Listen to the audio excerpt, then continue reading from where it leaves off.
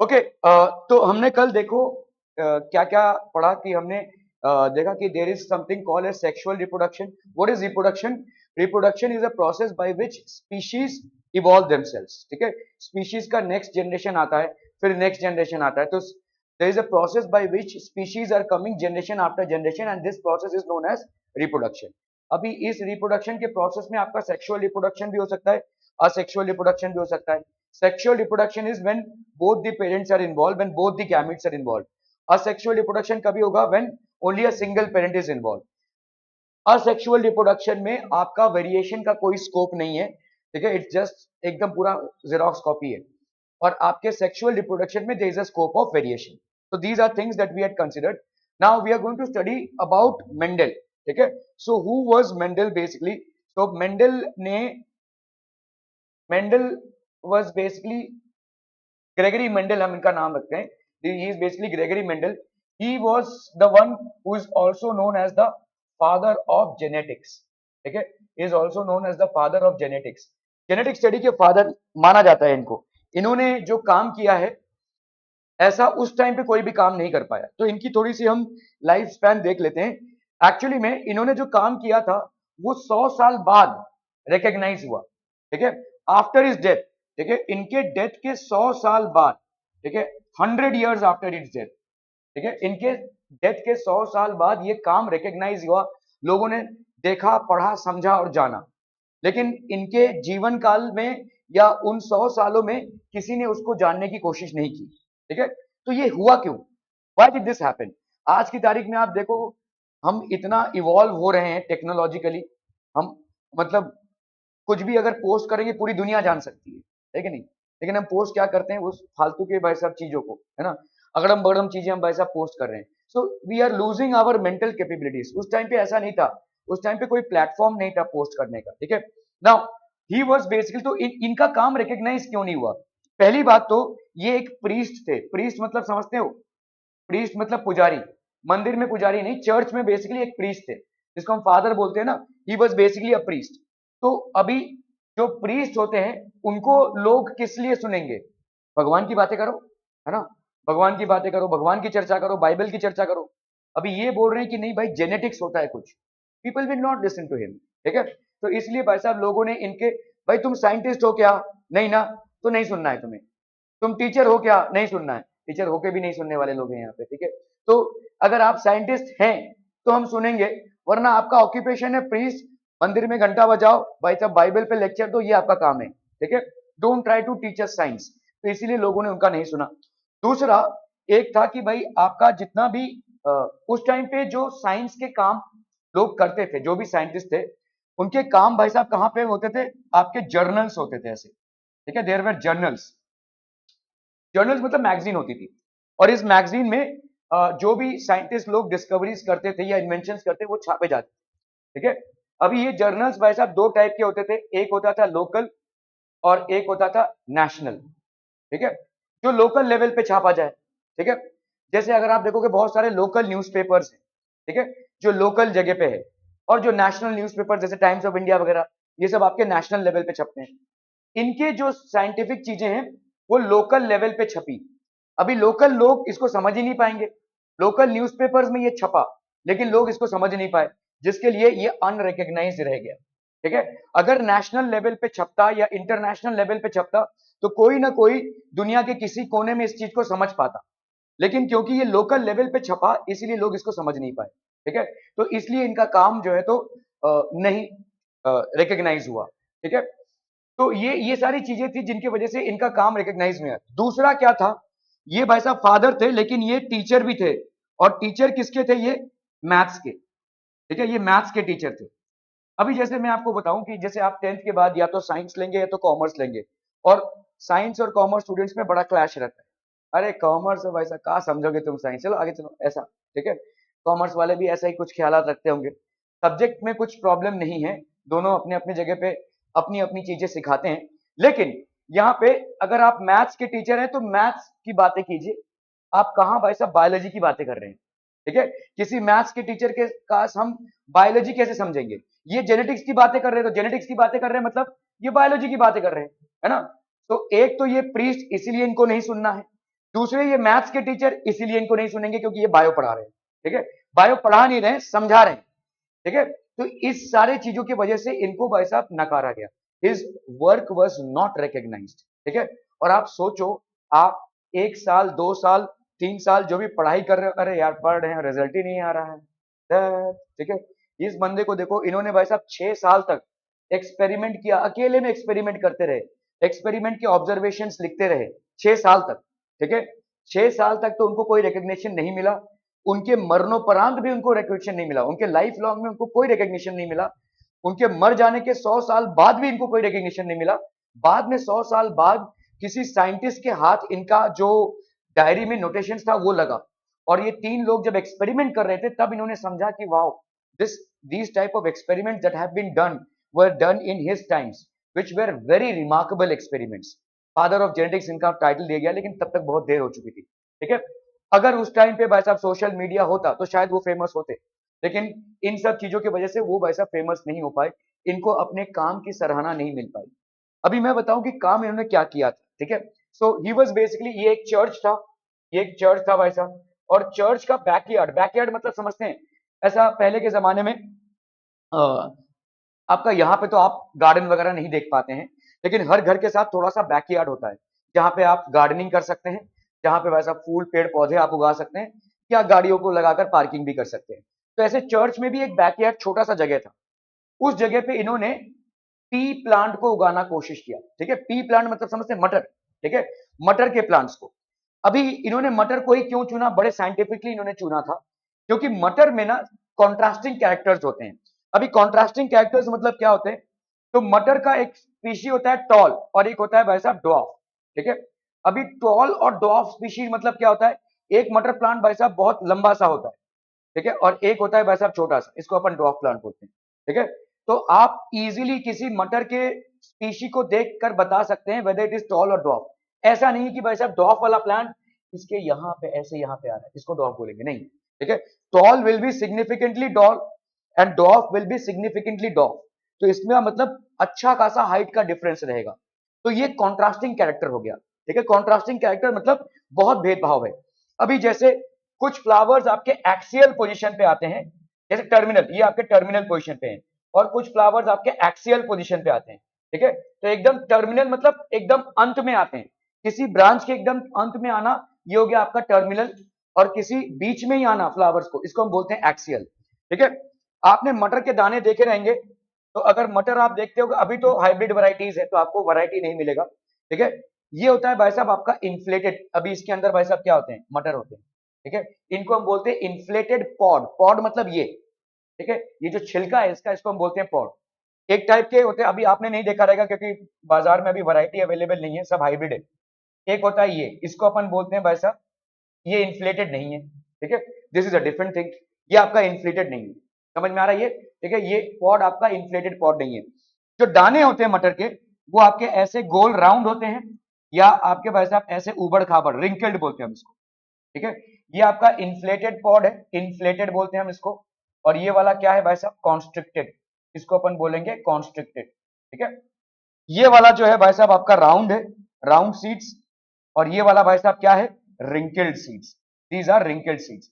तो अगर आप ऐसे देखोगे मटर में, अभी नोट करने की जरूरत नहीं है, सब पढ़ेंगे हम, मैं आपको सिर्फ एक आइडिया दे रहा हूं कि इन्होंने मटर के प्लांट को ही क्यों चुना, क्योंकि मटर में ऐसे कॉन्ट्रास्टिंग कैरेक्टर्स हैं, ठीक है। और कॉन्ट्रास्टिंग कैरेक्टर्स होंगे तो ही हम वेरिएशन को स्टडी कर सकते हैं, और वेरिएशन को स्टडी करेंगे तो ही हम जीन्स को समझ पाएंगे, ठीक है। सो that is what he did. इन्होंने और एक कारण की वजह से मटर को चुना, क्योंकि मटर जो है वो बहुत कम स्पेस लेता है। अभी चर्च का बैकयार्ड है, छोटा सा जमीन है, वहां पे इन्होंने भाई साहब मटर की खेती की, और मटर की खेती में भाई साहब एक एक दिन का ऑब्जर्वेशन ये लिखते रहे, ठीक है, एक एक दिन का ऑब्जर्वेशन, ठीक है।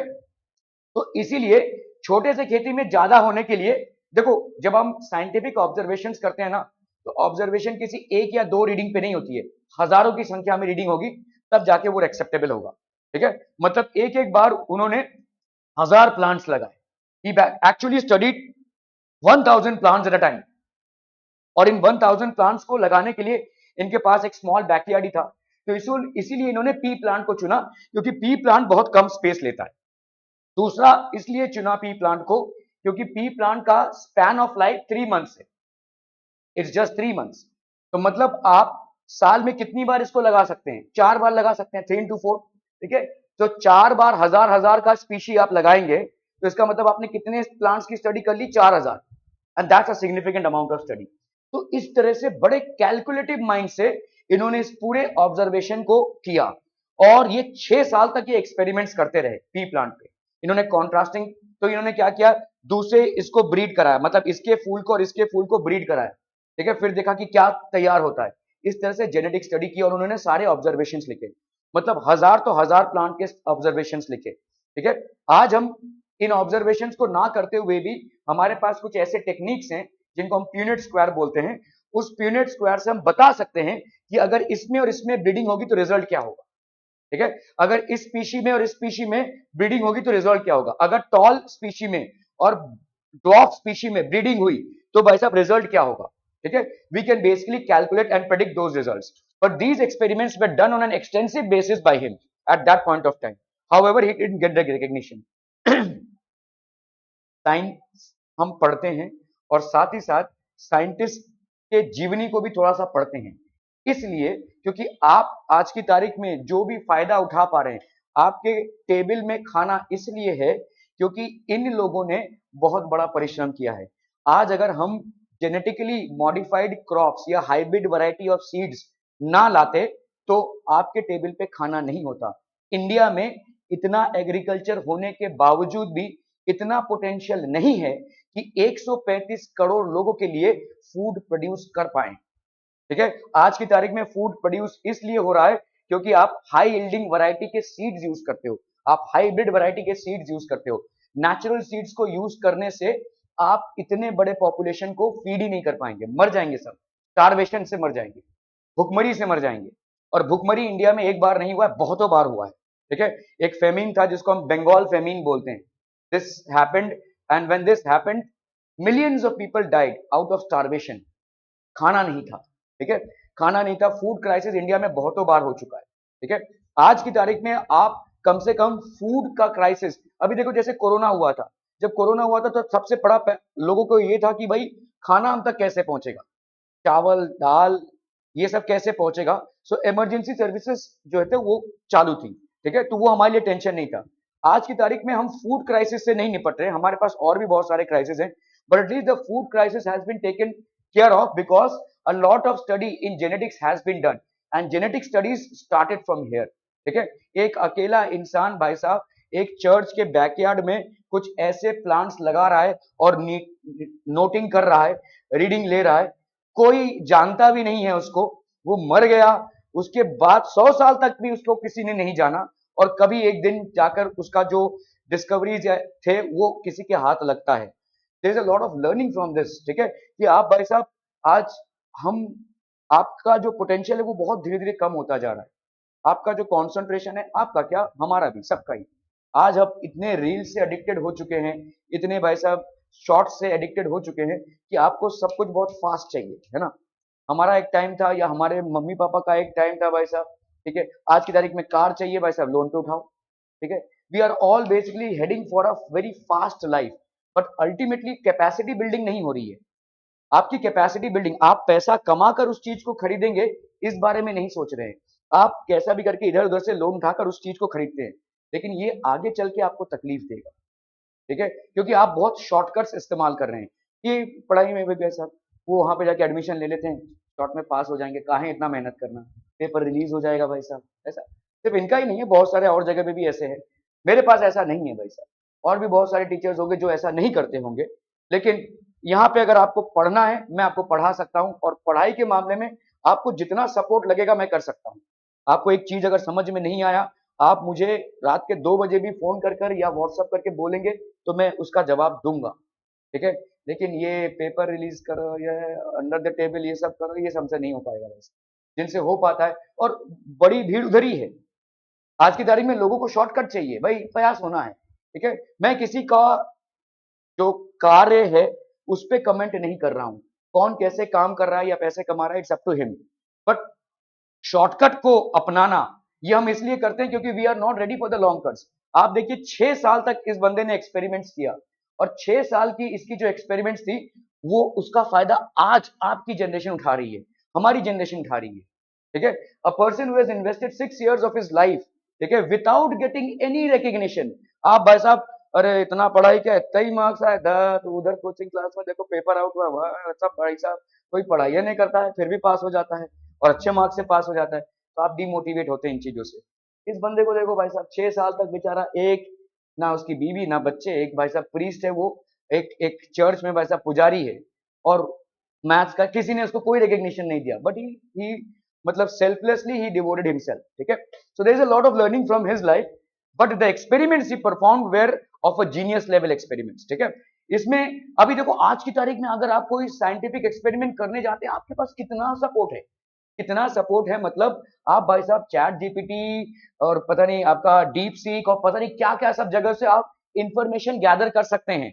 एक एक्सपेरिमेंट को करने के पहले आप इतने सारे मॉडल्स देख सकते हैं, फिर उस एक्सपेरिमेंट को कीजिए। इनके पास कोई भी सोर्स नहीं था। ठीक है, and during those times experiments were very difficult to be perform. ठीक है, उस टाइम पे एक और नाम आया, डार्विन। ठीक है, चार्ल्स डार्विन, इन्होंने तो भाई साहब पूरे कम्युनिटी से पंगा ले लिया। ठीक है, देखो जब समाज होता है ना, एक सोसाइटी, सोसाइटियल सेटअप को समझिए। सोसाइटियल सेटअप कैसा है, एंटी साइंस है। ठीक है, उस टाइम पे, अभी भी है। ठीक है, मैं कोई एग्जांपल दे रहा हूं। ठीक है, एक कोई साइंटिस्ट है, अच्छा उन्होंने कोई डिस्कवरी किया, आपने बोला अरे ये सब बकवास है, तो क्या होगा, साइंटिफिक कम्युनिटी उनको सपोर्ट करी, हाँ इन्होंने जो किया वो सही है, वेरीफाइड है एंड इट इज करेक्ट, तो वो साइंटिस्ट क्या करेगा, भाई देखो ये साइंस है, इससे मैंने इसको डिराइव किया है, प्रूव किया है, एक्सपेरिमेंट्स किए हैं और ये रिजल्ट आया है, verified by the scientific community है, तुमको मानना है मानो, ना मानना है ना मानो, का बात खत्म हो गई। तुम बोल रहे हो बकवास तो बकवास, तुम्हारी मर्जी। ठीक है, यही चीज अगर आप किसी रिलीजन के ऊपर बोल दें तो तलवारें निकल जाएंगी, गोलियां चल जाएंगी, आप तो आपकी फैमिली भी शायद खत्म हो जाए, है ना, होगा ये। तो आप सोचिए कि हमारा जो सेटअप है वो काफी रिलीजियस ओरिएंटेड है, हम रिलीजन के खिलाफ चाहे कितना भी इलॉजिकल हो नहीं सुन सकते, है ना, we are so predominantly science के खिलाफ, अच्छा तो अच्छा, देखो कुछ फर्क नहीं पड़ता भाई साहब। ठीक है, लेकिन रिलीजन के खिलाफ हम नहीं सुन सकते। ऐसा ही समाज उस टाइम पे भी था, अब भी है। अभी आप सच समझिए कि ये सोसाइटियल सेटअप था। आपको क्या लगता है, जैसे ये ग्रेविटी का एक्सपेरिमेंट, एक भाई साहब बहुत खतरनाक एक्सपेरिमेंट था। गैलीलियो ने बोला भाई साहब ये लीनिंग टावर ऑफ पीसा है, इसमें से दो, एक स्मॉल स्टोन और एक लार्ज स्टोन को अगर मैं फेंकूं, दोनों एक साथ धम से नीचे गिरेंगे।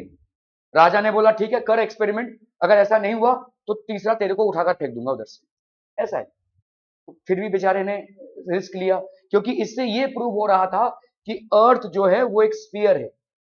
इसके पहले बाइबल में किसी लोगों ने, बाइबल में ये नहीं लिखा हुआ है, लेकिन कुछ लोगों ने वैसा उसको इंटरप्रेट करके बोला कि अर्थ स्क्वायर है, अर्थ वैसा एक क्यूब है। ठीक है, इट्स नॉट अ स्फीयर। तो because Galileo was going against it, so the entire community was going against him. Nobody was able to reward him. Nobody was promising any rewards to him, but everybody was promising a punishment to him if his theories were not proved. ठीक है, इस तरह का community. अभी देखो जैसे Darwin, Darwin भाई साहब, आप कितने साल के हैं और 4-5 सालों में आप 20 साल के हो जाएंगे, 23 साल के हो जाएंगे, फिर आप क्या करेंगे, एक गर्लफ्रेंड या बॉयफ्रेंड ढूंढेंगे, फिर शादी उदी का विचार बनाएंगे, फिर फैमिली का विचार बनाएंगे, है ना।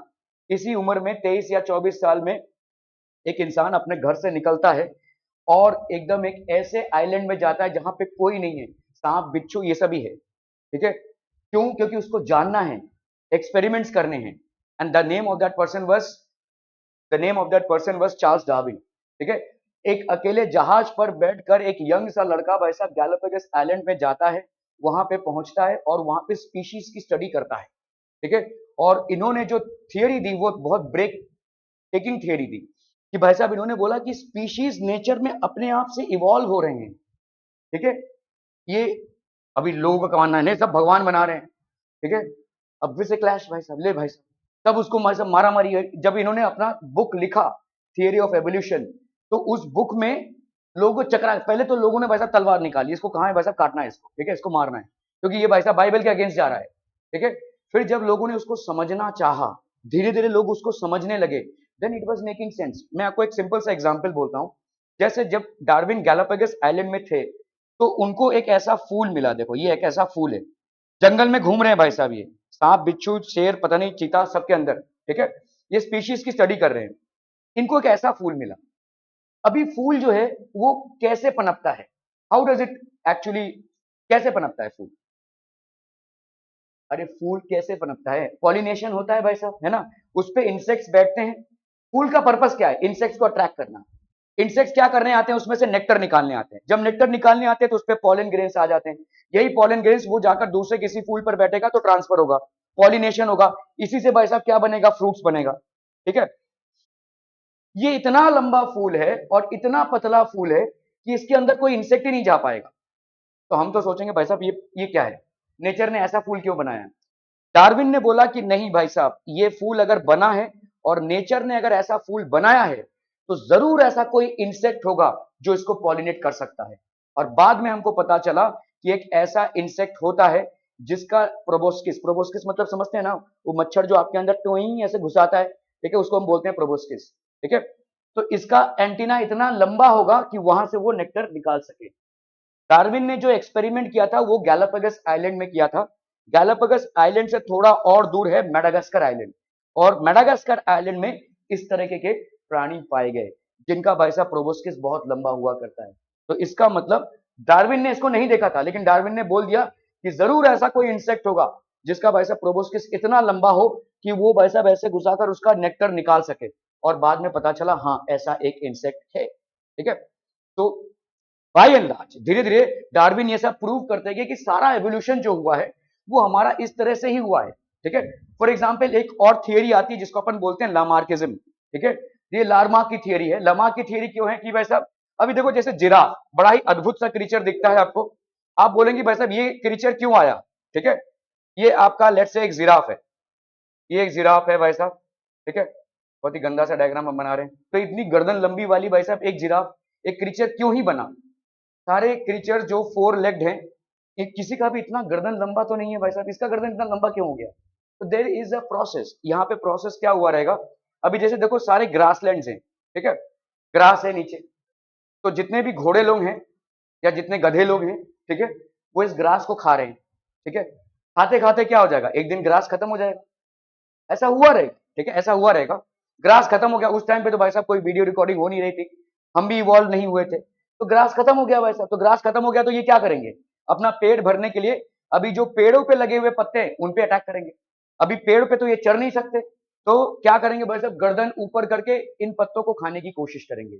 और ये जो गर्दन ऊपर करके पत्तों को खाने का प्रोसेस होगा, इससे धीरे धीरे धीरे धीरे धीरे धीरे गर्दन लंबा होता गया और जिराफ का सिचुएशन हुआ, ठीक है। That's how a giraffe was created, that's how. तो इसीलिए हम बोल रहे हैं कि भाई साहब जितने भी आपके एवोल्यूशनरी टर्म्स हैं वो आपके इस तरह से ही हुए हैं।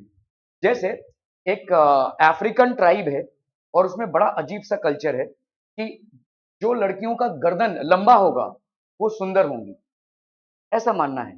चाइना में भी एक ट्रेंड था कि भाई साहब जिन लड़कियों का पैर छोटा होगा वो सुंदर जानी जाएंगी, ठीक है। तो अभी इसको करने के लिए लोगों ने क्या किया, जैसे बच्ची पैदा हुई तो उसके गर्दन में एक बड़ा सा ये डाल दिया, क्या कहते हैं, बाला, ठीक है। 2 साल की हो गई तो 2 साल का बाला, 2 3 4 भाई साहब ऐसे करते करते क्या हुआ भाई साहब, जब वो भाई साहब 20 साल की हो गई तो ऐसे 20, गर्दन इतनी लंबी हो गई भाई साहब, गर्दन इतनी लंबी हो गई बोलो, ठीक है, हो ही गई भाई साहब, ठीक है। इस तरह से लोग कर रहे हैं। तो हमारा मतलब यहाँ पे ये है कि जेनेटिक की जो स्टडी है वो बहुत ही एक्सपेरिमेंटल स्टडी है, और ये सब्जेक्ट जो है बड़ा कंट्रोवर्शियल था। कंट्रोवर्शियल था इसलिए क्योंकि दुनिया के सारे रिलीजियस कम्युनिटीज में ही सृष्टि का कारण भगवान को माना गया है। भगवान ने सृष्टि की है, भगवान जिसको जिस मर्जी से बनाया है बनाया है, ठीक है। किसी को भाई साहब बोला अरे तू मेरे को पसंद नहीं है, चल तेरे को काला बना देता हूँ, अरे तू मेरे को पसंद है, चल तेरे को गोरा बना देता हूँ, तू मेरे को पसंद है, तेरे को लंबू बना देता हूँ, चल तू मेरे को पसंद नहीं है, नाटा बना देता हूँ। ऐसा ही भगवान कर रहे होंगे टाइम पास, है ना, उनको तो कोई काम नहीं है तो यही सब कर रहे होंगे तो इन्होंने बनाया ऐसा। अब हम लड़ रहे हैं भाई साहब, तू काला मैं गोरा, तू नाटा तू लंबा, है ना। यही चल रहा है भाई साहब, ये यही चल रहा था और यही चल रहा है, ठीक है। लेकिन भाई साहब यहाँ पे बोला जा रहा है कि हर एक प्रोसेस में, हर एक क्रीचर के एवोल्यूशन में एक साइंटिफिक थियरी है। जैसे अगर हम बोल रहे हैं ना कि भाई साहब जिराफ का गर्दन लंबा कैसे हुआ, उसमें ये थियरी आती है कि भाई अगर खत्म हो गया रहेगा तो ऊपर के पेड़ों को वो खाने की कोशिश करेगा, जिसकी वजह से उसका गर्दन ऐसे स्ट्रेच होता रहेगा और धीरे धीरे धीरे धीरे उसका पूरा पीढ़ी में गर्दन लंबा होता गया and finally a different creature like giraffe evolve out of a horse. ठीक है, इस तरह से भाई साहब एवोल्यूशन हुआ है। ठीक है, सो इस तरह से आपके जैसे अगर आप देखोगे एक क्रीचर आता है जिसको हम प्लैटी हेलमेंथिस बोलते हैं, बड़ा अजीब सा क्रीचर है ये माइक्रो ऑर्गेनिज्म है। इसको अगर आप बीच में से भी काट देंगे तो भी ये जिंदा रहेगा, दो हो जाएंगे। आप इसके अगर 50 टुकड़े भी कर देंगे ना तो भी 50 में से 50 निकल आएंगे, ऐसा ही क्रीचर। ठीक है, आपने देखा रहेगा छिपकली का पूंछ अगर आपने पकड़ लिया वो चला जाएगा आगे, पूंछ उसका कट गया कुछ फर्क नहीं पड़ता उसको। ठीक है, तो वैसे यहाँ पे अगर प्लैटी हेलमेंथिस है इसके अगर आप 50 टुकड़े कर दोगे तो भी ये वैसा जिंदा रहेगा। अभी इस प्लैटी हेलमेंथिस में ऐसे दो चीजें हैं जिनको हम सोचते हैं कि ये शायद आंखें हैं, लेकिन ये आंखें नहीं है, ये फोटो रिसेप्टर्स हैं। फोटो रिसेप्टर्स मतलब आप जब आंख बंद किया है और किसी अंधेरे रूम में है तो आप बता सकते हैं कि इस रूम में कोई लाइट नहीं है, आपने आंख नहीं खोला है। Will you feel, can you feel and say that there is no light in this room? अभी अगर आप आंख बंद करोगे तो क्या आप फील कर सकते हो कि कम से कम इस रूम में लाइट है कि नहीं? ठीक है, ये ऐसा ही आंख है इनका, ये मतलब दृष्टि वाले आंख नहीं है, they are just photoreceptors. तो दीज आर व्हाट बच्चा party, these are photoreceptors. ठीक है, these are not eyes but just photoreceptors. Are we clear on this? ठीक है, तो इस तरह से प्लैटी हेलमेंथिस में फोटो रिसेप्टर्स थे, ये धीरे धीरे अलग अलग क्रीचर्स में आंखें बनते गई, इवॉल्व होते गए एज आईज। ठीक है, सो ये सब तमाम चीजें हैं, बड़ी इंटरेस्टिंग चीजें हैं, किस तरह से एवोल्यूशन हुआ है उसके बारे में स्टडी है। और इन सर का जो फादर माना जाता है दैट इज कॉल्ड मेंडल। ठीक है, he is basically Gregory Mendel. Okay, तो mother and father contribute equal quantities to genes, ये हमने देख लिया भाई साहब। ठीक है, देख तो हमारे व्हेन कंट्रीब्यूशन इज इक्वल, तो जैसे समझ लो भाई साहब ये कंट्रीब्यूशन n से आ रहा है, यहां से n, तो ये हो गया आपका 2n। मतलब आपने देखा कि क्रोमोसोम पेयर बना, ये this is basically a chromosome pair, और हमारे बॉडी में हर एक सेल इस क्रोमोसोम पेयर से बना है।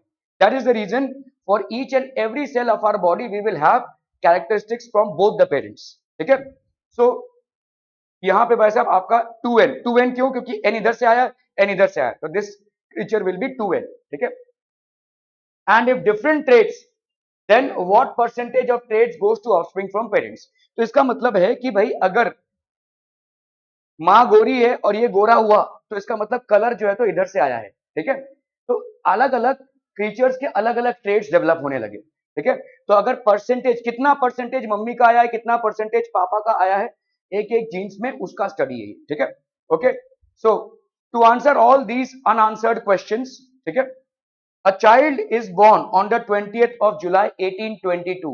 1822 को एक बच्चे का जन्म होता है जिसका नाम है भाई साहब, he went to a monastery for education। monastery मतलब क्या होता है? monastery means what?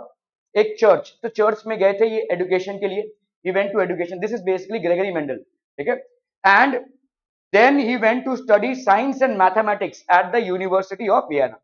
पढ़े लिखे इंसान थे, इन्होंने साइंस और मैथमेटिक्स की स्टडी की। He appeared in the examination for teaching certificate and failed। इनको टीचिंग सर्टिफिकेट नहीं मिला। ठीक है, वहां पे उस टाइम पे teaching, but the failure did not surpass his zeal for scientific quest। but he was a person of scientific temperament। ठीक है, so he went back to his monastery and started growing peas। peas मतलब क्या? मटर। तो monastery में वापस गए और ये monastery के कोर्टयार्ड में ये peas को वैसा बनाने लगे। ठीक है, I can see a lot of people yawning which means that, ठीक है, क्या मीन कर सकते हैं भाई साहब? ओके, शायद आपके स्कूलों में नाच गा के पढ़ाते होंगे, तबला वाला बजा के, वैसा है ना? आई डोंट, मैं उस लेवल का नहीं हूं। Okay, so this is basically pea plant which he try to study. मैं वही बोल रहा हूं ना कि आपका लेवल ही नहीं है, आपका लेवल इतना गिर गया है, आपको लगता है कि चलो यार 1 घंटे का रील देख लिया, इससे क्या ही जाता है। इससे ये जा रहा है कि आप बहुत ज्यादा, आपका फोकस जो है वो ड्रॉप हो रहा है धीरे धीरे। इस चीज को आप समझ नहीं पा रहे हैं। आपका फोकस मतलब 5 मिनट से ज्यादा आपका फोकस नहीं है। रील्स इतने फेमस क्यों हैं? क्योंकि ये 5 मिनट के होते हैं ज्यादा, वो भी बहुत लंबा है ना। So your focus is also dropping to those levels. आप 1.5 घंटा किसी क्लास को अटेंड करेंगे या 2 घंटा किसी लेक्चर को सुनेंगे, इतना फोकस आपका नहीं है, और ये फोकस धीरे धीरे और भी ड्रॉप होगा। ठीक है, ये जो मोबाइल एडिक्शन है इससे फोकस और ज्यादा ड्रॉप होगा। That is one thing that you need to take care of बच्चा पार्टी। अब हम क्या बोल सकते हैं?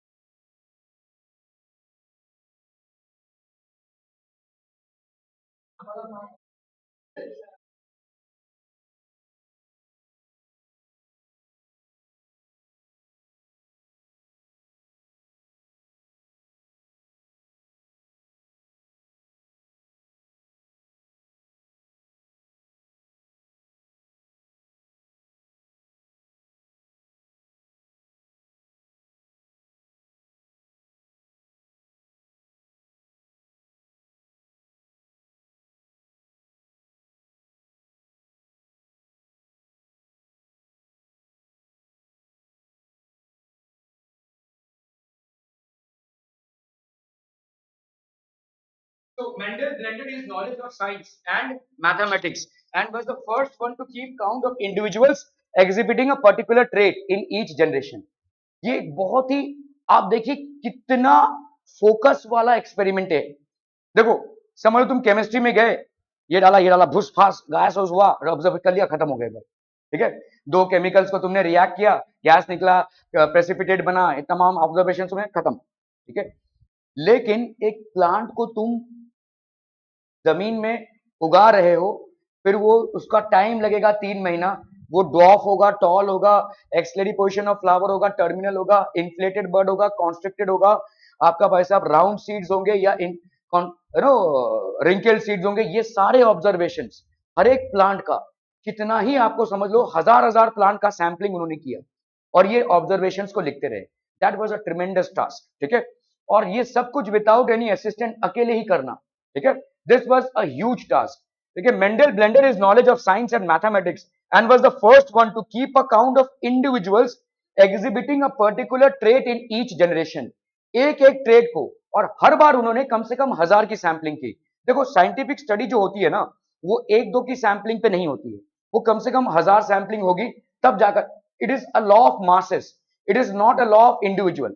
ठीक है, इंडिविजुअल ट्रेड्स का स्टडी नहीं है, ये पूरा एक बहुत बड़े सैंपलिंग, जितना ज्यादा बड़ा सैंपल साइज होगा किसी भी साइंटिफिक स्टडी का, उतना ही उस साइंटिफिक स्टडी को रिकग्निशन मिलेगा।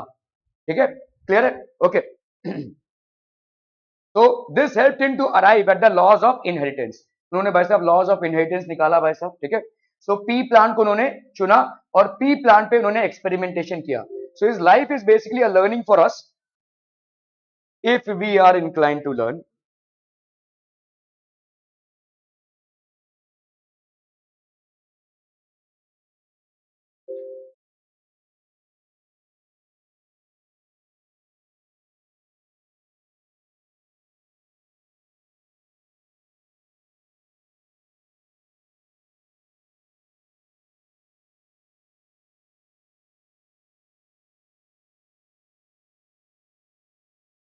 Okay, so let's study Mendel's experiment with pea plant in detail. ठीक है, अभी हम इसको डिटेल में पढ़ते हैं। Mendel's experiment. Mendel's used visible 7 contrasting characters. ठीक है, 7 contrasting characters. 7 contrasting characters मतलब tall, dwarf, axial position of flower, terminal position of flower, round seeds, wrinkled seeds.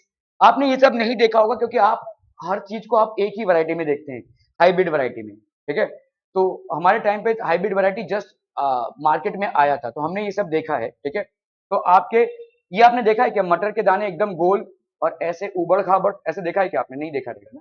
ठीक है, आपने हर समय गोल मटर के दाने ही देखे रहेंगे। ठीक है, एक होता है भाई साहब आपका इन्फ्लेटेड, तेरा इधर ही उबड़ खाबड़ है इसलिए तूने देखा रहेगा, इन्फ्लेटेड है ये, और एक भाई साहब कॉन्स्ट्रिक्टेड है। ठीक है, दिस बेसिकली कॉन्स्ट्रिक्टेड, बोल रहा है देखा है उसने, पता नहीं कहाँ से देखा है। ठीक है, या तो टाइम के पहले पैदा हुआ होगा भाई साहब, है ना। ठीक है, पिछले जन्म की बातें याद होंगी। कॉन्स्ट्रिक्टेड हो गया, ये इन्फ्लेटेड हो गया, ये कॉन्स्ट्रिक्टेड हो गया। जोकरी की भी हद होती है यार। ठीक है, सेंस ऑफ ह्यूमर है, ये सेंस ऑफ डिजास्टर है। ये राउंड हो गया, ये हो गया रिंकल्ड, ये हो गया इन्फ्लेटेड, और ये हो गया आपका कॉन्स्ट्रिक्टेड। ठीक है, एक हो गया आपका एक्सियल पोजिशन ऑफ फ्लावर, और एक हो गया भाई साहब आपका टर्मिनल पोजिशन ऑफ फ्लावर। ठीक है, क्लियर है, समझ में आ रही है? ओके, तो इस तरह से आपके मटर के जो 7 कॉन्ट्रास्टिंग फीचर्स है, अभी ये इसको लिख लीजिए भाई साहब, बहुत इंपॉर्टेंट है। अच्छा हाँ, एक और चीज, गार्डन पी का बायोलॉजिकल नाम क्या है? Pisum sativum. ठीक है, बायोलॉजिकल नाम होते हैं, जैसे अगर मैं कुत्ते को कुत्ता बोलूं तो इंडिया में कुत्ता, ठीक है, ग्रेट ब्रिटेन में डॉग जाना जाएगा, अलग अलग जगहों पे अलग, लेकिन बायोलॉजिकल नेम सब जगह सेम होगा। ह्यूमन बींग्स का बायोलॉजिकल नेम क्या है? Anybody knows? क्या अरे बाबा, अपने ही स्पीशीज का नाम नहीं मालूम, Homo sapiens. We are known by the name of Homo sapiens. ठीक है। टाइगर का बायोलॉजिकल नाम क्या है? Tigris indica. ठीक है, this is known as tigris indica. ठीक है, इसका तो जानता ही होगा। भैंस का, भैंस का क्या है? बोल। अरे तेरा फ्रेंड है भाई साहब। बोस बुबालिस। ठीक है, बोस बुबालिस। गाय का? बोस इंडिका। ठीक है, बोस। ये सब आपके बायोलॉजिकल नाम है। ठीक है, थोड़े से कॉम्प्लिकेटेड नहीं, थोड़े से नहीं, काफी ज्यादा कॉम्प्लिकेटेड है। ठीक है, ये सब आपके बायोलॉजिकल नेम्स हैं। ठीक है, तो ये आपके जितने भी, तो इसी तरह से गार्डन पी जो है उसका भी एक बायोलॉजिकल नेम क्या है? Pisum sativum. इसको प्लीज नोट कर लीजिए। Pisum sativum is the biological name of garden P.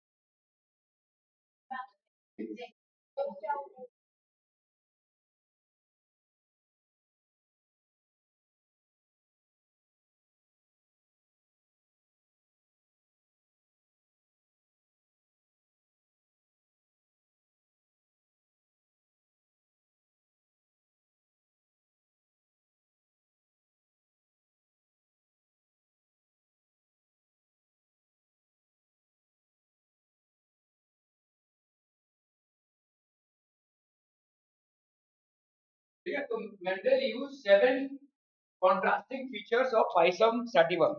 7 contrasting features मतलब 7 कॉन्ट्रास्टिंग फीचर्स। 7 कॉन्ट्रास्टिंग फीचर्स मतलब 1 और 2 में आप पूरा पूरा डिफरेंट कर सकते हो। Okay, so let's say we have here 7 contrasting characters। क्या क्या है भाई साहब?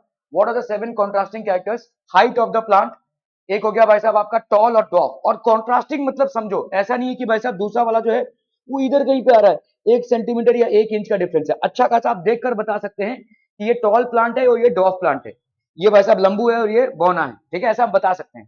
ठीक है, टॉल और dwarf, height of the plant, tall and dwarf. दूसरा भाई साहब क्या है? Colour of flower. ठीक है, colour of flower is purple और व्हाइट, इसको लिख लीजिए भाई साहब, colour of flower purple and white. तो एक प्लांट का कलर है पर्पल और ये कॉन्ट्रास्टिंग है। ऐसा तो नहीं कि भाई साहब ये भी तो व्हाइट ही लग रहा है थोड़ा सा, ये भी तो थोड़ा सा पर्पल ही लग रहा है। अच्छा खासा डिफरेंस है। किसी भी कलर ब्लाइंड वाले इंसान को नहीं, अगर ऐसे नॉर्मल इंसान को आप पूछेंगे तो he will say that this is purple and this is white. Contrasting feature हो गया ये। ठीक है, ओके। और क्या कॉन्ट्रास्टिंग फीचर है? सीड का शेप। ठीक है, आप देखो इस तरीके का सीड का शेप इन्होंने देखा है, रिंकल शेप इन्होंने देखा है वैसा। तो इनको खैर 4-5 जन्मों का बातें याद है, पता नहीं, मैंने भी देखा था अपने बहुत पहले। ठीक है, तो ये आपका भाई साहब सीड शेप हो गया। ठीक है, this is basically, this is what round and wrinkled. ठीक है, तो राउंड एंड रिंकल शेप है, इस तरीके का रिंकल शेप है। ठीक है, okay. Then we have what? Seed colour. Seed colour एक क्या हो गया भाई साहब आपका येलो, दूसरा क्या हो गया ग्रीन। ठीक है, येलो एंड ग्रीन। चलिए फटाफट से इसको लिख लीजिए भाई साहब। 4 कॉन्ट्रास्टिंग कैरेक्टर्स इधर दिख रहे हैं आपको।